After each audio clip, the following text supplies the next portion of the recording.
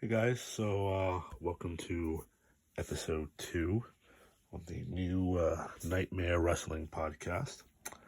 So, Raw after WrestleMania just went off the air a few minutes ago.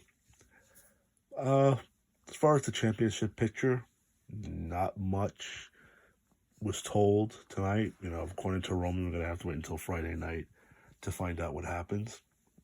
Some takeaways for the show. If you think about it, in the past, the night after WrestleMania, was sort of a big deal because, somebody would be returning, somebody was coming up from NXT, and, it really hasn't been like that the last few years, like when Bianca Belair was out and, like I said in the first video, that she took a pretty nasty shot to the eye in which you could see, it was nasty. That could have been an opportunity for a Bailey to come back, or a Lacey Evans to come back, or an Asuka to come back. We haven't seen Asuka in a long time. So, those times when those surprises, just aren't there anymore. It was a pretty average Raw. Um, you know, I did forget to mention in the first video about the Omos and Bobby Lashley match at WrestleMania. It was what it was. These big guys, can't move, the way you would like or the way you think that they could. But, it's funny, when MVP came back, he's been going for a while. So when he came back, he's introducing Bobby Lashley. Lashley's in the ring. I'm sitting there and I'm thinking, okay, there's going to be a turn somewhere.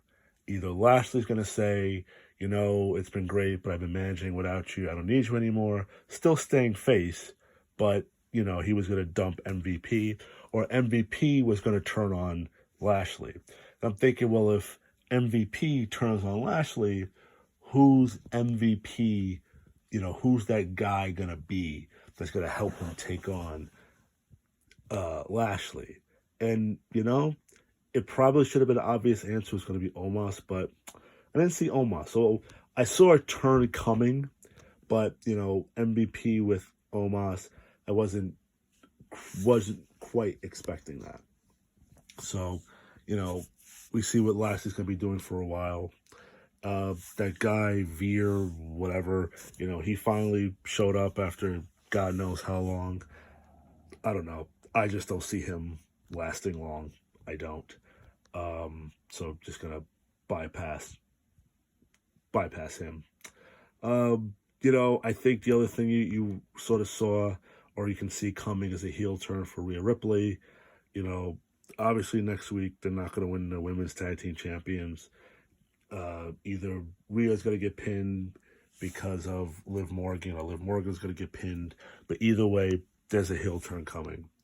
And I think the other thing that you pretty much saw from this Raw after Raw after WrestleMania, is Austin Theory is most likely going to be your new United States champion. It's just a question of when. Can they stretch that out to, let's say, SummerSlam? I doubt it, but I see Austin Theory, at least by the summer or a little before the summer, Theory's going to be your United States champion. I think that's pretty clear. But, you got the Rhodes promo in the beginning of the show. Again, he talked about, the championship, and I said he could be one of, Roman's challengers. I think that's pretty quick, but, I think on SmackDown, I think he will get interrupted. He, being Reigns, will be interrupted by Drew McIntyre, and I see the Drew McIntyre Roman Reigns happening, and somewhere along the line, Brock Lesnar's going to insert himself back in. So I think Cody is going to be pushed to the back burner.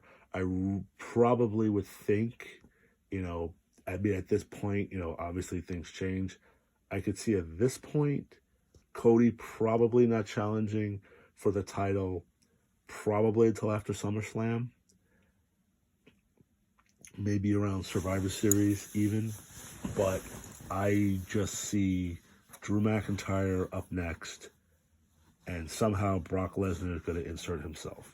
Or Brock Lesnar, then Drew, but, you know, obviously Lashley's going to be out now because I thought Lashley might be involved relatively soon. Obviously, that's not going to happen. He's going to be dealing with Omos. So your two picks is going to be either Lesnar or Drew McIntyre. We'll see what happens on SmackDown. We'll see who interrupts him. Will it be Lesnar? Will it be McIntyre? Right now, my pick is going with McIntyre. But that's really all the review I have for, you know, this Raw after WrestleMania. A correction from the first video. I had said that the first match I saw of Hulk Hogan was in 2005 against Shawn Michaels. Correction. The first match I actually saw with Hulk Hogan was with The Rock at WrestleMania 18. And obviously Hogan had more matches after that. That would just happen to be the first match that popped into my head, the 2005 match. But I did see Hogan matches before that. And just, you know, going back to the surprises after Raw, after WrestleMania, you know, those are probably not going to happen as much because I guess with, you know, internet now, you know, how fast things leak and things travel, it's kind of hard to keep those surprises. You know, everybody knew Cody was coming, and, you know, before you had NXT, and it was always going to be who from NXT is coming up. You know, one year, I think it was Bobby Roode. You know, you had Sami Zayn, you had Kevin Owens, Samoa Joe. You know, you was wondering who was going to come. And, you know, with the change in NXT now, I mean, honestly, I don't really watch NXT. I used to watch it before because I really thought it was cool. Back then, there was a lot of excitement, and it's like what you wanted to see as far as storyline quality, the build of the storylines, the quality of the matches, the length of the matches. You know, you watch NXT, and, you know, it's sort of like that saying, you know, when the government gets their hand in things just go to shit. And, you know, I guess to a small degree you can say that with, you know, Vince and his team, because obviously NXT 2.0 has a completely different feel and a completely different vision of what Triple H had. And not to mention, it was a little weird that the NXT Championship was defended on Raw rather than NXT tomorrow night. That was a little odd. So I don't know what the thinking behind that was. Maybe they need a match to fill. I don't know. But that just did seem a little odd that you are the NXT champion and you're defending it on Raw, not on the show NXT. But whatever. But you know, like I said, NXT is just not the same anymore, and, you know, you just don't get those surprise returns anymore. You know, I think, was it after WrestleMania 35? I think that's when The Undertaker popped up to, you know, face Elias. Speaking of Elias, what the hell was that? I mean, he looks like something that just came out of the early 90s. I mean, he's been going for a while. I don't know if this is his idea that he pitched or this is something that they came up for him, but I don't see it lasting. He's probably going to disappear again. I don't know, but I just thought that was ridiculous. But that's all I really have for the review. Raw after WrestleMania. You know, not many questions were answered. Like I said, Austin Theory clearly is on his way to becoming United States champion. Rhea Ripley is obviously going for a heel turn soon. I think that Veer guy is going to disappear again. I think Ezekiel is going to disappear again.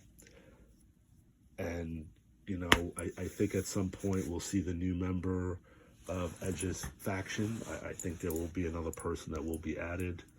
Looks like Omos got another mouthpiece, which I think MVP will be good for him. And for our tribal chief, we will have to wait until Friday to find out what's next. Again, you know, thanks for listening to the second installment. I'm still learning how to do this.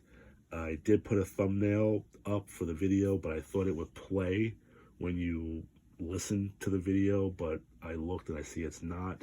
So obviously this video is going to be the same. Hopefully I will have that figured out by the weekend, and future videos will be a little bit better. But over time, I hope to have the quality and everything a lot better as I learn how to do this. So again, hit the like button, subscribe, and leave a comment.